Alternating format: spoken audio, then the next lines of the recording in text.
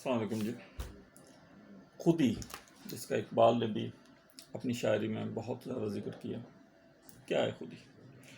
خودی جناب اپنے آپ میں سے جو سب سے اچھی آپ کی انر ہے اس کو ڈھونڈنا، اس کو پا لینا خودی ہے، اور اس کو اللہ کی راہ میں وقف کر دینا بے خودی ہے. آپ اس کو اس طرح سمجھیے کہ آپ نے ایک کمرے میں سے سونے کی اینٹ حاصل کر لی، یہ خودی ہے. اور اس سونے کی اینٹ کو اپنے رب کے نام کر دیا، یہ ناخودی ہے. امید ہے آپ کو خودی اور ناخودی کا فرق واضح ہو گیا ہوگا. اللہ حافظ.